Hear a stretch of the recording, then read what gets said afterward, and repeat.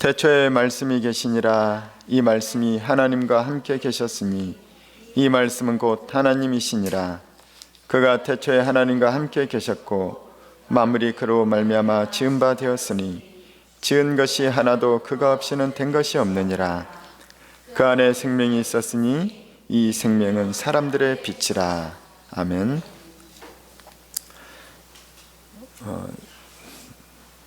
어떤 천이 보이죠. 학생들에게 액체가 묻은 천을 주고 분석해 보라고 했다. 학생들은 약간의 물과 염분을 발견했을 뿐 이렇다 할 물질 성분을 찾아내지 못했다. 그때 피라디는 학생들에게 이렇게 말했다. 이 액체는 자기 아들을 걱정하고 찾아온 어머니가 흘리고 간 눈물이다. 여러분들이 배우려고 하는 과학의 힘으로는 이 눈물이 함유하고 있는 어머니의 애정을 분석해낼 수 없다는 것을 알아야 한다. 고 이어령 전 문화부 장관이 쓴 생명이 자본이라는 책에 나오는 구절입니다. 어머니의 눈물을 과학으로 어떻게 분석해낼 수가 있겠습니까? 그 어머니의 사랑과 탄식과 애정과 애달픈 마음과 모든 것을 주고도 오히려 미안해하는 그런 마음은 과학으로는 절대로 분석해낼 수가 없습니다. 과학이 눈물을 해석할 수 없는 것과 같이 과학에는 한계가 있고 또 과학으로는 설명할 수 없는 그 너머의 세계가 있다는 것이죠. 과학은 눈에 보이는 물질의 세계이고 그 너머의 오늘 어머니 눈물은 감정과 정서의 영역입니다. 그런데 감정과 정서를 더 넘어서 있는 영역이 바로 영적인 세계인 것이죠. 그 영의 세계에 계신 분이 바로 하나님이십니다. 이것을 과학으로 다시 설명하면 우리가 살고 있는 세상은 3차원의 세계, 시간과 공간이 있고 어루만져질 수 있는 3차원, 이 3차원의 세계를 넘어서는 그 세계가 바로 이제 4차원, 5차원, 6차원이라고 합니다. 하나님은 3차원의 너머의 세계에 계시면서 이 3차원의 세계를 창조하신 분이 바로 하나님이라는 거죠. 그 차원 이전에 계셨던 하나님을 설명하는 단어를 성경은 아주 간략하게 표현합니다. 그것은 태초라는 말이죠. 태초에. 우리 주보에 나와 있죠. 태초는 무엇입니까? 시간이 시작되기 이전 또는 시간이 시작되는 그 시점이 바로 태초라는 것입니다. 이 태초가 과학으로는 참 설명하기 어려워서 성경은 그냥 태초로가만 얘기한 거예요. 이곳은 믿음으로 들어가는 영역인 것입니다. 성경에서 우리 인간, 여러분의 시작은 누구입니까? 여러분의 시작은 여러분의 어머니와 아버지죠. 여러분의 어머니와 아버지 위로 계속 올라가면 누가 나옵니까? 할아버지, 할머니 그 위로 계속 올라가면 누굽니까? 성경 그 처음 시작의 인간의 처음 시작을 아담과 하와라고 얘기를 합니다. 자, 그렇다면 과학은 인간의 그 시작을 누구라고 얘기합니까? 과학은 누가 처음 인간인지 과학은 알 수가 없어요. 누구로부터 인간의 시작이지? 그런데 과학자들은, 특히 진화론자들은 뭐라고 하냐면 인간의 시작은 원숭이라고 얘기를 합니다. 그래, 원숭이라고 칩시다. 그럼 원숭이의 시작은 누구입니까? 파충류나 양서류에서 나왔다고 해요. 도룡뇽 이런 데서. 그 도룡뇽이나 양서류는 어디서 나왔습니까? 어류에서 나왔다고 해요. 어류는 무엇에서 나옵니까? 어류는 뭐 또 이 지렁이 같은 그런 것들에서 나왔다는 거예요. 그것들은 어디서 나왔을까요? 더 올라가면 아메바에서 나왔다는 거예요. 여러분의 시작은 아메바라는 거예요. 아메바 할아버지께서 여러분을 낳으신 거예요. 그 아메바는 어디서 나왔을까요? 아메바는 가스의 조합으로부터 나왔다는 거예요. 탄소, 질소, 암모니아 이런 원시 대기의 가스로부터 나왔다는 거예요. 가스가 어떻게 막 번개를 맞아서 아메바가 됐다는 겁니다. 그렇다면 그 가스는 어디서 나왔을까요? 가스를 비롯한 흙과 물질은 어디서 나왔을까요? 이 과학자들은 우주 팽창론이라고 들어봤습니까? 우주는 지금도 팽창하고 있다는 거예요. 이 망원경으로 살펴보면은 100년 전 우주와 지금의 우주는 거리가 서로 다르다는 겁니다. 우주가 팽창하고 있다는 거죠. 그 우주가 팽창한다는 말은 팽창하기 전에 처음에는 팽창 안 했던 원래 시작이 있다는 거예요. 그 원래 시작은 에너지 덩어리라는 거죠. 그 에너지 덩어리가 대폭발을 했다는 거예요. 그것이 빅뱅 이론입니다. 가수 빅뱅 팀도 있죠. 그 빅뱅 이론인 거예요. 그 빅뱅 이론은 에너지가, 그럼 그 에너지가 있었다 치자. 그 빅뱅의 큰 에너지는 어디서 생겼느냐? 그 에너지는 왜 폭발을 했냐? 거기에 대해서는 어떤 과학자도 설명할 수가 없습니다. 지금 우주 팽창론과 빅뱅 이론은 거의 정설로 되어 있죠. 그런데 이 모든 것의 근원들을 우리는 3차원으로는 보면 그 시작을 알 수가 없습니다. 그러나 3차원 이상의 하나님의 영역에서는 그 시작과 탄생에 대해서 우리에게 알려주고 있다는 것이죠. 성경은 빅뱅 이론마저도 근원을 밝혀주지 못한 그 태초의 시작에 대해서 창세기에서 이렇게 얘기하고 있습니다. 성경의 가장 첫 장 첫 구절이 무엇입니까? 창세기 1장 1절입니다. 창세기 1장 1절은 하나님이 어떤 분인지에 대해서 우리에게 선포하고 있다는 거예요. 우주가 무엇인지에 대해서 선포하고 있다는 거예요. 이거는 과학으로 밝혀낼 수 없기 때문에 이 선포는 믿음의 영역인 거래요. 자, 창세기 1장 1절 같이 시작. 태초에 하나님이 천지를 창조하시니라. 아무것도 없던 태초에 하나님이 아무것도 없던 그 이전부터 계셨다. 그분은 3차원 이상의 존재라는 거예요. 초월하신 존재라는 거죠. 그분이 천지를 창조하신 거예요. 물질 세계를 창조했다는 거예요. 시간과 공간을 창조했다는 것입니다. 이 우주의 시작 이전부터 계셨던 하나님께서 우주의 모든 것을 창조하신 분, 그분은 우리의 시간, 공간 너머에 계신 분인 거예요. 시간 너머에 계시기 때문에 하나님은 예언을 하실 수 있는 겁니다. 시간에 갇혀 있다면 절대 예언을 할 수 없죠. 시간의 미래를 볼 수 있기 때문에, 미래를 다녀올 수도 있기 때문에 예언을 할 수 있는 거예요. 공간을 창조하셨기 때문에 기적을 일으킬 수 있는 것입니다. 그분이 바로 하나님인 거예요. 그런 분이어야 그분은 신인 것이죠. 우리와 똑같다면 하나님은 절대 하나님일 수가 없는 것입니다. 만약에 이 과학자들의 빅뱅 이론이 우주의 시작이라고 친다면 성경은 그 우주의 시작과 같은 그 에너지의 대폭발과 비슷한 선언을 하고 있다는 거예요. 그러니까 과학이 약간 유사성이 살짝 있다는 거예요. 전적으로 맞지는 않지만 그 유사성이 있어서 처음에 그 대폭발이, 그 빅뱅 이론 뭐냐면 에너지의 폭발, 에너지 보존의 법칙이라고 물리학에 나오죠. 에너지는 물질이 될 수가 있어요. 그러니까 연탄을 태우면은 가스와 빛과 열이 나오죠. 반대로 빛과 열과 가스와 재를 다시 조합하면 물질이 되는 거예요. 이것이 에너지 보존의 법칙입니다. 그러니까 에너지가 대폭발을 하면은 물질이 생기는데, 그 에너지가 폭발했을 때 생기는 그 물질이 뭐냐면 하늘의 별과 태양과 지구라는 거예요. 이것이 바로 빅뱅 이론인 것입니다. 근데 태초에 이 성경 창세기 1장 3절에는 빅뱅 이론은 아니지만은 또 우리에게 어떤 힌트를 주는, 창조에 관한 과학적인, 성경 과학책이 아니기 때문에 과학적으로 설명하지는 않습니다. 자, 1장 3절입니다. 시작. 하나님이 이르시되 빛이 있으라 하시니 빛이 있었고. 그러니까 빅뱅 이론이 약간 힌트가 있는 거예요. 빅뱅 이론이 맞다는 건 아니지만, 뭐냐면 태초에 하나님께서는 빛이 있으라 했을 때 그 빛에 그 엄청난 빛이 있었다는 것입니다. 그 빛의 영역이 있고 어둠의 영역이 있었다는 거죠. 그랬을 때 그 빛은 어떻게 탄생했느냐? 하나님의 입으로부터 나오는 말씀으로부터 빛이 탄생했다는 거예요. 빛뿐만 아니죠. 모든 물질이 다 지구에 존재하는 세상 만물이 말씀으로부터 나온 거예요. 하나님 말씀하시니 그대로 되고, 말씀하시니 생겨나고, 말씀하시니 창조되고. 그래서 그 모든 것의 시작은 하나님인데, 그 하나님께서 구체적으로 어떻게 하셨느냐? 말씀이라는 것입니다. 이 말씀이 참 놀랍죠. 아니, 말씀이 도대체 어떤 능력과 힘이 있기에 이 말씀이 바로 그런 일을 일으킨다는 것인가? 하나님께서 말씀하시니 그 말씀이 어떤 힘을 작용하고 역사해서 세상이 생겨났다는 거예요.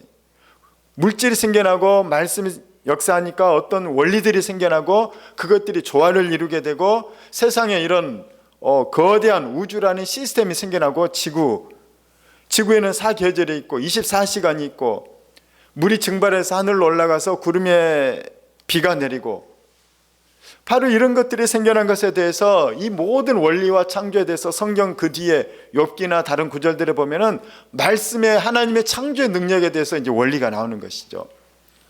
그럴 때 오늘 중요한 것이 뭐냐면 하나님이 역사하시는 방법이 뭐냐면 말씀이라는 거예요. 그 말씀은 우리 인간의 과학으로 뭔가 표현하다 보면 어떤 에너지일까? 어떤 힘일까? 어떤 원리와 법칙일까? 알 수가 없어요. 그런데 헬러 성경의 이 원어로 보면 로고스라고 표현합니다. 말씀을. 로고스는 법이라고도 얘기를 하죠. 로고스는 어떤 법칙이기도 해요. 그러니까 섭리라고도 할 수 있습니다. 하나님의 법칙, 원리, 에너지, 섭리, 그러니까 우리의 언어로 표현할 수 없는 하나님의 영역인 거예요. 그 말씀은. 그래서 그 말씀이 역사에서 세상이 생겨났고 세상이 이렇게 움직이고 있고 세상에 이렇게 원리가 돌아가고 있다는 것입니다. 그것을 지으신 분이 바로 하나님이신데 그 역사하는 힘은 뭐냐? 말씀이라는 거죠. 그런데 그 말씀이 무엇이냐? 오늘 요한복음은 다시 그 말씀에 대해서 우리에게 설명하고 있습니다. 1장 1절, 요한복음 1장 1절 시작.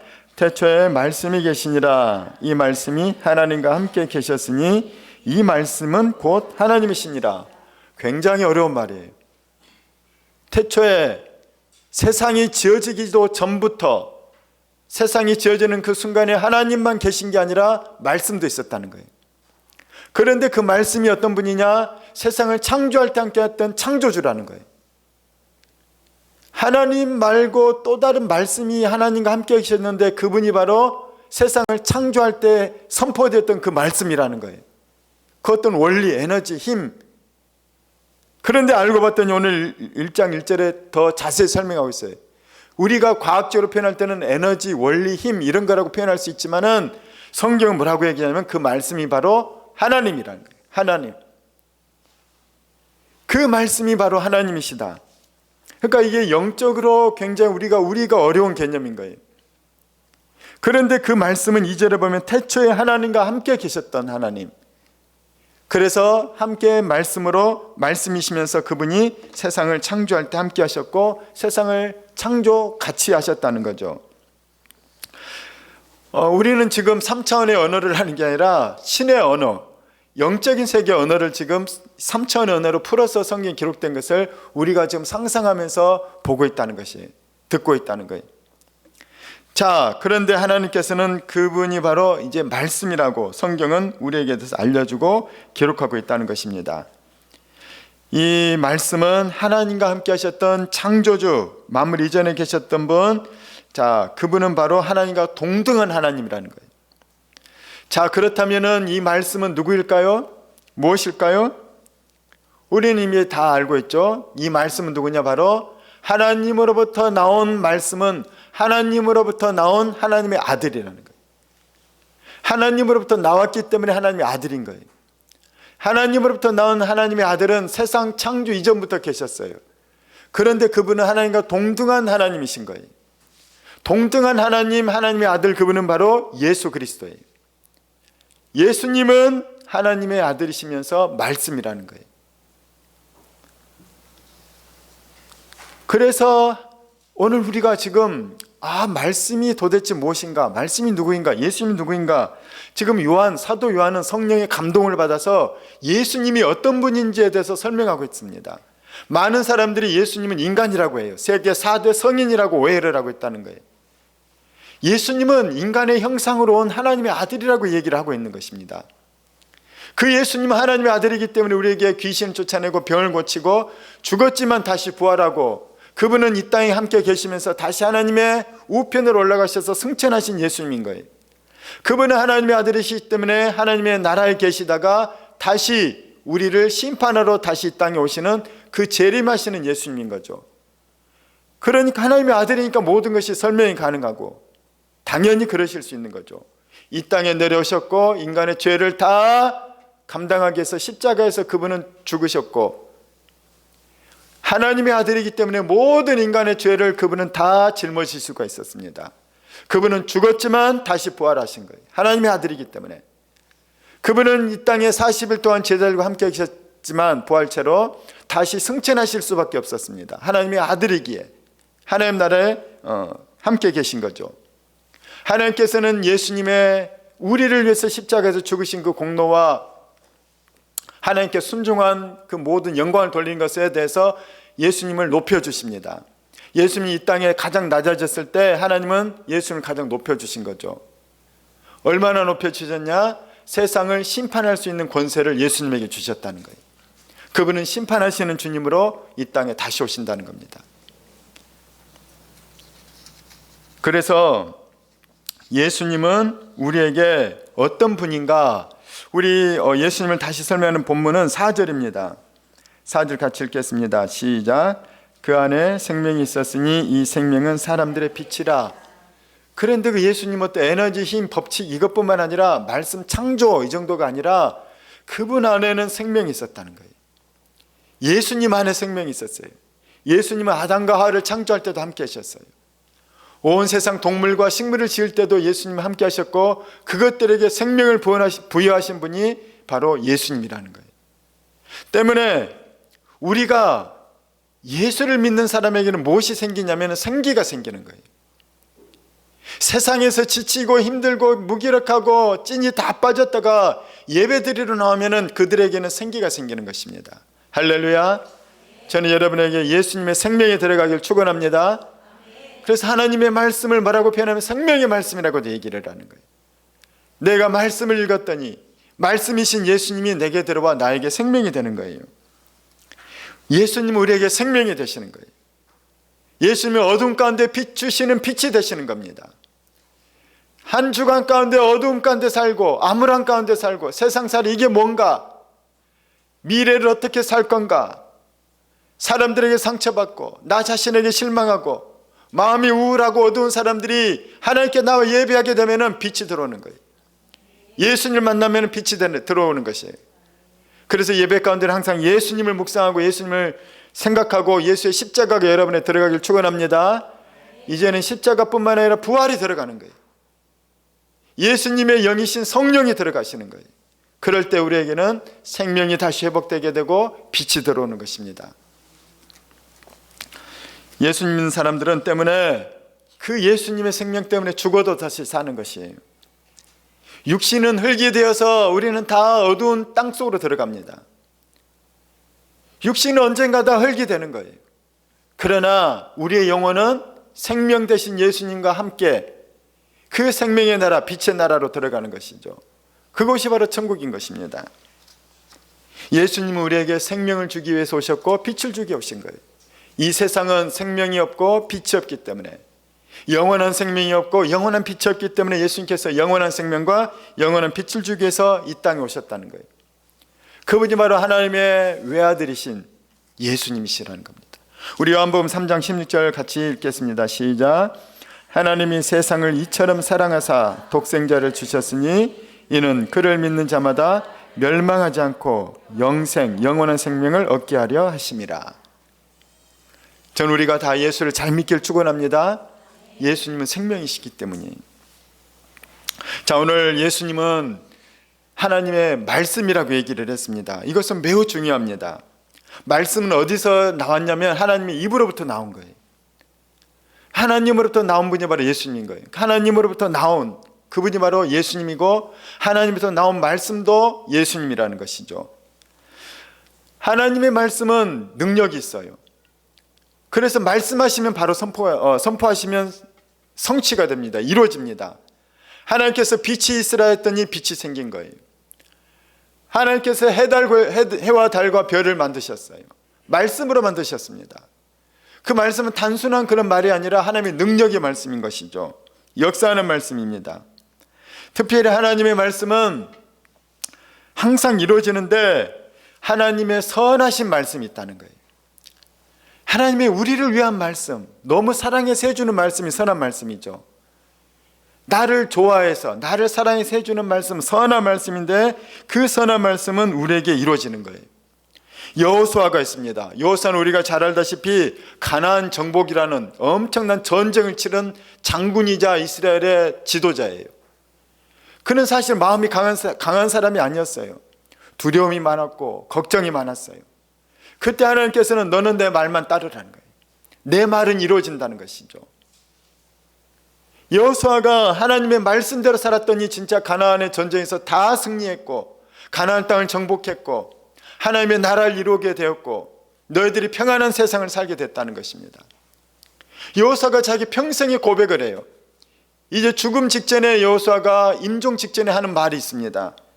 여호수아 23장 14절 시작.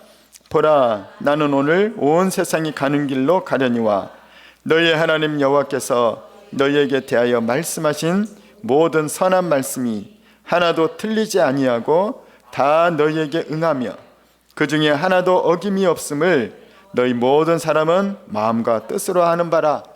그런데 이것을 여호수아만 알았던 것이 아니라 여호수아와 함께 가나안의 전쟁에 참여했고 하나님의 말씀이 이루어지는 것을 경험했던 여호수아 싸웠던 그 동지들, 이스라엘 백성들, 지금 그들에게 여호수아가 얘기하고 있어요. 너희들도 다 알고 있지 않느냐. 하나님이 나한테 해주신 말씀이 안 이루어지는 게 있었냐는 거예요. 하나님께서 모세에게 해주신 말씀이 성취가 안 된 게 있었냐는 거예요. 하나님 우리에게 너무 좋은 말씀 많이 주셨고 그 주신 말씀은 다 이루어졌다는 거예요. 그렇기 때문에 나는 그 말씀이 너무너무 귀하고 감사했다. 나는 이제 오늘 죽는다. 나는 죽지만 너희들도 남아있는 여러분들도 나처럼 살기를 원한다는 거예요. 하나님 말씀의 그 선한 말씀은 여러분에게도 반드시 이루어지기 때문에 여러분 말씀 붙잡고 사십시오. 왜 말씀 붙잡고 살아야 될까요? 말씀은 하나님의 입으로부터 나왔기 때문에. 그 말씀은 선포된 말씀 예수님이기 때문이라는 거예요. 성경은 선한 말씀, 좋은 말씀, 그런데 축복의 말씀만 하는 게 아니라는 거예요. 성경은 우리를 살리기 위해서 불길한 말씀도 하십니다. 너희들 이렇게 하면 벌 받아, 이렇게 하면 하던 일도 안 돼, 이렇게 하면 멸망해, 경고의 말을 성경은 우리에게 한다는 거예요. 왜입니까? 살리기 위해서예요. 우리 담배값 그림 보면은 그런 그림, 저런 그림들이 있어요. 끔찍한 그림들이죠. 담배를 안 사봐서 잘 모를 분들을 위해서 올려드립니다. 담배를 사면 저런 그림이 나와요. 폐암 사진, 후두암 사진, 목이 빵꾸가 나고 폐가 절개가 되고 입이 혀가 없어지고 암에 걸려서. 여러분, 담배 피우면 이런 암에 걸립니다. 그럼에도 불구하고 담배 피울 겁니까? 하면서 경고를 날리는 거예요. 그런데도 무시하면서 이제 피우게 되면 이제 일반인보다 훨씬 폐암이나 설암이나 후두암에 걸릴 가능성이 훨씬 높아지죠. 이런 그림들은 뭐냐? 우리를 살리는 경고의 그림인 거예요. 성경에는 우리를 향한 축복의 말씀도 있지만 불길한 말씀도 있어요. 그런데 그 불길한 말씀이 우리를 살리는 것이기도 해요. 너 그렇게 하면 다리 부러져. 너 그렇게 하면 병 걸려. 너 그렇게 하면 이 썩어. 이와 비슷한 말들이 막 있는 거예요. 그런데 그렇기 때문에 내가 치과에 가서 이가 썩어서 치과 선생님한테 야단을 맞았기 때문에 양치를 잘해서 그 다음에 건강한 치아가 되는 거죠. 그런 불길한 일을 당했기 때문에 내가 예수를 잘 믿어서 영원히 구원을 받는 것입니다. 할렐루야. 자, 여호수아 23장 15절입니다. 시작. 너희의 하나님 여호와께서 너희에게 말씀하신 모든 선한 말씀이 너희에게 임한 것 같이 여호와께서 모든 불길한 말씀도 너희에게 임하게 하사 너희의 하나님 여호와께서 너희에게 주신 이 아름다운 땅에서 너희를 멸절하기까지 하실 것이라. 불길한 말씀도 우리를 살리기 위한 말씀이라는 거예요. 축복의 말씀도 살리기 위한 말씀인 거고. 축복의 말씀이 임하는 사람 누구냐? 순종의 사람인 거예요. 하나님 말씀에 순종하면 불길한 말씀이 임하지 않는 것이에요. 저는 여러분에게 하나님 말씀이 축복의 말씀으로만 임하길 축원합니다. 그래서 믿음으로 순종할 때 그 말씀들은 다 나에게 축복의 말씀이 되는 거예요. 악한 것들이, 도적들이 한 길로 나한테 공격하러 왔다가 7길로 도망가는 거예요. 이것들은 축복의 말씀인 거예요. 하나님 만나를 주셨을 때 끼니가 떨어지지 않는 거예요. 이런 것들은 축복의 말씀인 것이죠. 하는 일마다 잘 되고 하나님께서 동행하시는 거예요. 이런 축복의 말씀인 거예요. 하나님의 말씀은 사람을 살리는 생명의 말씀인 것입니다. 하나님의 말씀은 먼저는 나 자신을 살리고 여러분을 살리는 거예요. 그래서 우리가 하나님의 말씀을 귀하게 받아들이는 이유는 이 말씀이 나를 살리기 때문에, 오늘 요한이 말씀에 대해서 이 말씀에서 이렇게 우리에게 알려준 이유는 뭐냐면, 말씀은 예수님이다, 말씀은 하나님의 입으로부터 나왔다, 말씀은 생명이다. 이 말은 뭐냐면 말씀을 그만큼 높이라는 거예요. 어떤 사람은 말씀을 무시하는 사람이 있어요. 그거 그냥 그런 말이지 뭐, 흔히 듣는 말이지 뭐. 그 말씀을 무시하는 사람은 말씀이 절대로 축복이 될 수 없습니다. 하나님의 말씀은 우리에게 생명의 말씀이 되어서 나를 살릴 뿐만 아니라 다른 사람도 살리는 거예요. 우리 빌립보서 2장 16절 시작. 생명의 말씀을 밝혀 나의 다름들이 헛되지 아니하고 수고도 헛되지 아니하므로 그리스도의 날에 내가 자랑할 것이 있게 하려 함이라. 우리가 가장 잘한, 평생 살면서 제일 잘한 일은 여러분이 서울대를 나온 게 아니에요. 여러분이 강남에 빌딩 산 게 아니라는 거예요. 여러분이 이 세상 죽을 때 가장 잘한 일이라고 고백할 수 있는 것은 내가 예수 믿은 거예요. 왜냐? 죽은 뒤에 다음 세상이 있기 때문에. 서울대를 나오고 강남에 2천억짜리 빌딩이 있음에도 불구하고 그가 지옥 간다면 그는 저주스러운 삶을 산 것입니다. 다음 세상 천국이 없다면 그는 잘 산 거예요. 그러나 천국과 지옥이 있다면 예수 믿은 것은 세상에서 가장 잘한 일이라는 거예요. 저는 여러분이 예수 믿는 이 일로 말미암아 세상에서 가장 잘한 선택하기를 축원합니다. 그래서 예수를 어떻게 믿느냐? 생명의 말씀을 받는 사람이 예수를 믿는 것입니다. 아까 요한복음 3장 16절은 다들 암송하고 계시죠?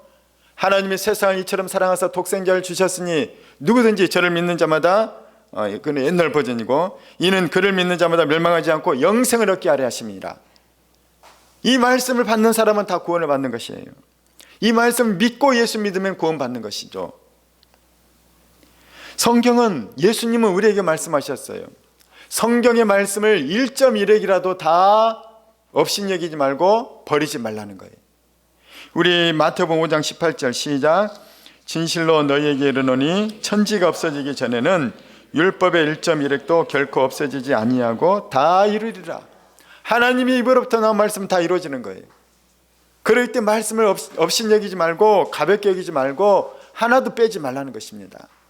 모든 말씀을 다 하나님의 감동, 성령이 주신 말씀이기 때문이죠. 우리가 이 세상 살면서 가장 일의 첫 번째는 내가 예수 믿는 것. 두 번째 잘한 일이 뭔지 압니까? 나로 인해 다른 사람이 예수 믿는 거예요. 오늘 아까 사도 바울이 빌립보서 2장 16절에 선포했던 이것이 그거예요. 내가 평생 동안 다름질했다, 수고했다. 그게 뭐냐? 다른 사람 영혼 구원한 거예요. 다른 사람에게 전도한 그 사람들의 성경 말씀 가르쳐주고, 그 사람들이 예수 잘 믿도록 도와주고, 예수 잘 믿을 수 있도록 교회를 세워서 매주 모이고 매일 모이고 기도하고 찬양하고 말씀 배우고 그럴 수 있도록 만들어 놓은 거. 사도 바울은 나는 그것을 위해서 평생 달려왔고 수고했다는 것입니다. 나는 죽어도 여한이 없다는 거예요. 그 일을 했기 때문에. 저는 우리도 말씀을 먼저 잘 배우길 축원합니다. 말씀은 우리가 잘 배우고 우리 안에 들어오면 생명이 되는 거예요. 왜 세상 살면서 비실비실 살고 왜 세상 살면서 자꾸 넘어지냐는 거예요. 억울하지 않습니까? 일어나고 힘있게 살고 복되게 살고 축복되게 살아야죠. 하나님 우리에게 축복을 주기를 원하셔요. 자기 자녀들이 멋지게 살기를 원하신다는 거예요. 그런데 자꾸 말씀을 업신여기고 불순종하고, 그러니까 불길한 말들만 이루어지는 겁니다. 축복의 말이 이루어지길 축복합니다. 말씀을 받는 사람들은 다시 일어나는 거예요. 다시 살아나는 거예요. 우리에게 충격적인 소식들이 얼마나 많습니까? 그렇지 않아요? 우리가 실수하는 것들이 얼마나 많아요. 그런데 내가 실수할 때마다, 내가 넘어질 때마다, 내가 다른 사람한테 상처받는 말을 들을 때마다, 내가 막 후회스러운 일이 생길 때마다 좌절하고 넘어지고 그래서 못 나온다면 얼마나 불쌍한 거예요. 사람은 실수하는 거예요. 사람은 넘어지는 거예요. 사람은 악한 자들이 너무나 많아서 나한테 늘 상처 줘요. 나를 넘어뜨려요. 심지어 난 망하라고 저주하는 사람들도 있어요. 이게 세상이에요. 그런데 다시 일어난 사람들, 다시 꿋꿋한 사람들, 오히려 활력이 생기고 다른 사람 살리는 사람들 누구냐? 말씀 있는 사람인 거예요. 그 말씀은 생명이기 때문에, 그 말씀은 빛이기 때문에 내 안에 어둠을 쫓아냅니다. 내 안에 죽음과 더 저주와 불길한 것들을 쫓아내는 거예요. 그 하나님 말씀이 우리 안에 있기를 축원합니다. 그래서 말씀은 그 안에 살아있는 사람이 있고 죽어있는 사람이 있어요. 똑같이 성경을 읽어도 그 성경이 내 안에 살아있는 사람이 있고 그 성경 읽었지만 죽어버린 사람이 있어요. 오늘 설교도 똑같아요. 어떤 사람은 오늘 설교 듣고 인생이 변화된 사람이 있어요. 그런데 어떤 사람은 오늘 설교 듣고 뭔 소리인지 하나도 모르겠어. 다 잊어버린 사람도 있다는 거예요. 제가 김수현 전도사님이라는 분의 간증을 들었어요. 이분이 하나님을 참 사랑하는 분이에요. 은사도 많고. 그런데 이 전도사님이 알고 봤더니 은사만 많은 게 아니라 하나님 말씀을 너무너무 사랑하는 분이었더라고요. 이분이 뭐라고 하냐면 자기가 이 구약 성경 읽다가 모세가 하나님과 대면하여 대화하더라 이 장면을 보고 모세가 너무 부러웠대요. 하나님, 나도 모세처럼 하나님의 얼굴을 보게 해주세요. 물론 구약에 하나님 얼굴 보면 죄인들은 죽지만 나도 하나님의 얼굴을 보게, 나도 그렇게 하나님과 친하고 싶어요. 그래서 하나님의 얼굴을 너무너무 보고 싶었다는 거예요. 그런데 이분이 매일 성경을 너무너무 사랑하면서 묵상하면서 읽는데 어느 날 그 기도를 한동안 하다가 어느 날 말씀을 또 깊이 사랑하면서 말씀을 읽는데 말씀이 예수님의 얼굴이 되더라는 거예요. 하고 만져지더라는 거예요. 얼굴이 막. 너무 희한하다. 내가 헛것을 봤나? 그런데 다음날 또 봤더니 또 말씀을 성경을 읽는데 또 예수님 얼굴이 되더니 자기가 막 만져지더라는 거예요. 이런 일이 3일이었나 일주일이었나 이게 계속 반복이 되더라는 거죠. 그때서야 깨달았던 거예요. 오늘 말씀이에요. 태초에 말씀이 계시니라. 이 말씀이 하나님과 함께 계셨으니 이 말씀이 곧 하나님이시라. 그 하나님이 누구죠? 예수님이신 거예요. 성경 말씀이 진짜 예수님이었구나.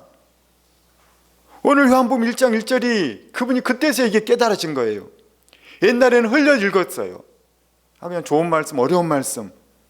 그런데 다시 봤더니 진짜인 거예요.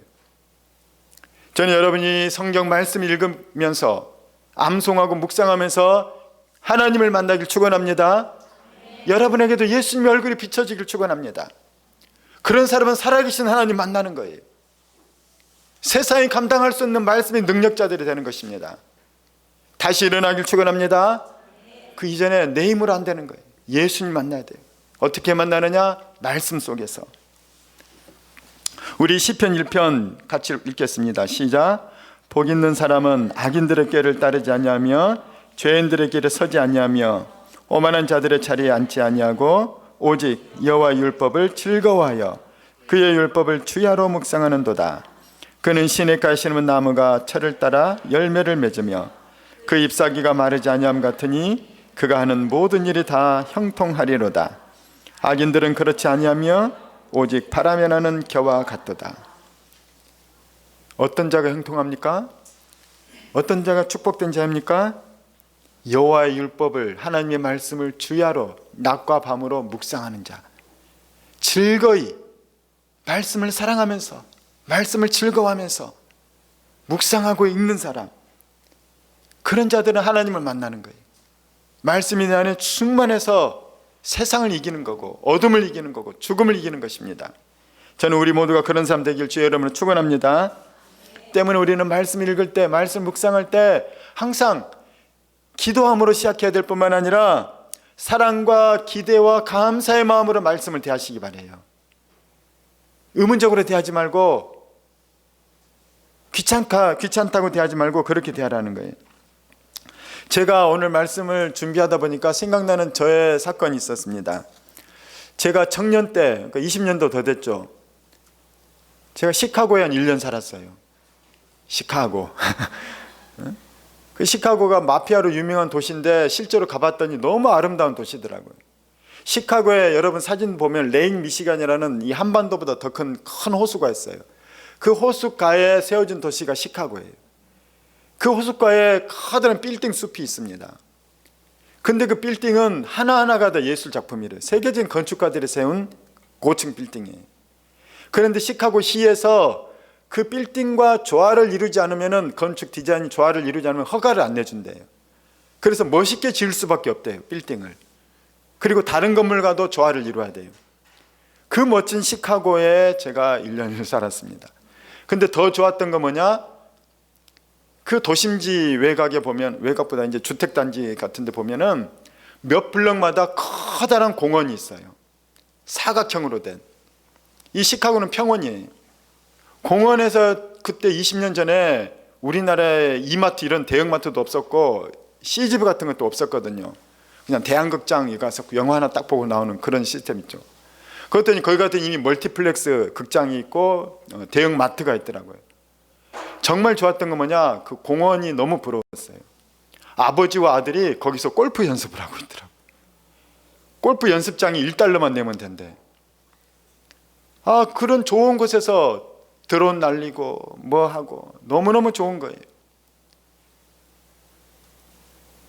그런데 우리 같은 이제 팀이 갔는데 10몇 명이 우리 즐겁게 놀았죠. 막 돌아다니면서. 근데 희한한 일이 생긴 건 뭐냐면 한 6개월쯤 살았더니 홈시크라고 하죠. 향수병에 걸린 거예요. 다 막 귀찮고 싫은 거예요. 한국에 빨리 가고 싶다. 엄마, 어머니 보고 싶다. 친구들 보고 싶다. 그것뿐만 아니라 한국 음식, 한국 땅이 그립다 하고 마음이 막 이게 너무 이제 막 우울, 답답, 그 다음에 이런 것들이 막 생기는 거예요. 근데 보통 몇 달 또는 몇 년 생기면, 살면 그런 게 좀 생긴대요. 다들 지나간 그런 거지. 하고 다른 사람들 다 막 이제 놀러 나가고 그랬는데 주일날 오후에 저 혼자 이 방에 남아서 너무 마음이 힘들어가지고 뭐 할까 하는데 하나님께서 마음의 소리를 주시는 거예요. 성경 읽어라. 주님 어디를 읽을까요? 로마서를 읽어라. 그래서 제가 로마서 읽었어요. 보통 로마서 읽으면은 20-30분이면 읽거든요. 그냥 정독을 해도. 근데 그날은 제가 로마서 읽고 나서 시계를 봤더니 거의 한 2시간 반을 읽었더라고요. 2시간 반 동안 로마서를 깊이 묵상하면서 읽는데 그 로마서가 막 살아 움직이는 거예요.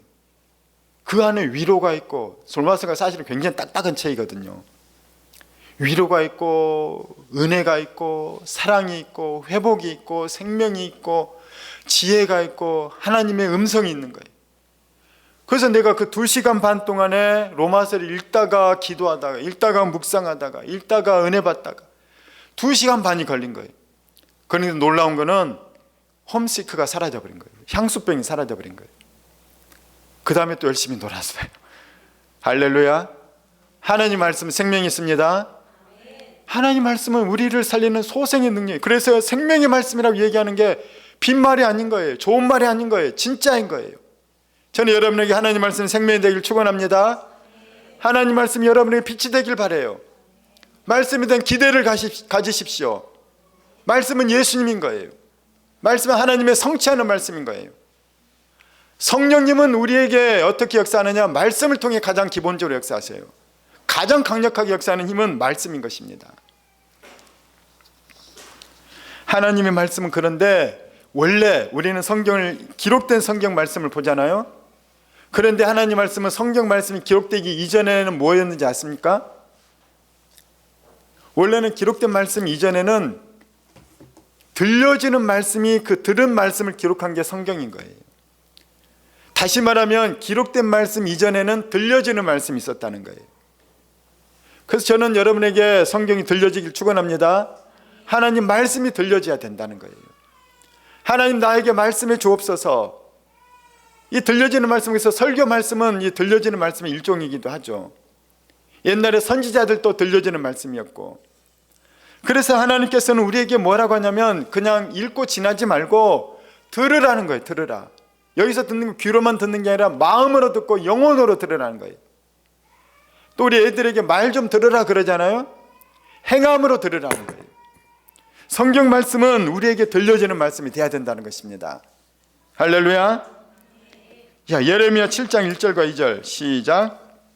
여호와께로부터 에레미야에게 말씀이 임하니라. 이르시되 너는 여호와의 집 문에 서서 이 말을 선포하여 이르기를 여호와께서 예배하러 이 문으로 들어가는 유다 사람들아, 여호와의 말씀을 들으라. 말씀을 들으라는 거예요. 말씀을 듣길 바랍니다. 심령으로 말씀을 들으십시오. 생명의 말씀으로. 이 말씀이 나를 살린다. 이 말씀이 나의 생명이다. 이 말씀은 예수님이다. 이 말씀은 하나님의 입으로부터 나왔다. 이 말씀은 나의 빛이다. 그 듣는 자들에게 하나님 말씀은 축복이 되고 능력이 되는 것입니다. 저는 여러분 모두가 그런 사람 되길 주의 이름으로 축원합니다. 모든 말씀이 듣는 것은, 그래서 말씀에 대한 주의와 집중뿐만 아니라 더 중요한 것이 뭐냐면 말씀을 사랑하는 거예요. 말씀을 사랑함으로 읽고, 말씀을 사랑함으로 듣고, 말씀을 사랑함으로 암송하고, 말씀을 사랑함으로 성경을 공부하고, 그러는 자들에게는 말씀이 강력한 영향을 끼치는 것이에요. 그 말씀이 생명이 된다는 것입니다. 오늘 여러분에게 이 모든 말씀이 하나님의 말씀으로 여러분에게 들려지길 주의 이름으로 축원합니다. 역사하길 주의 이름으로 축원합니다.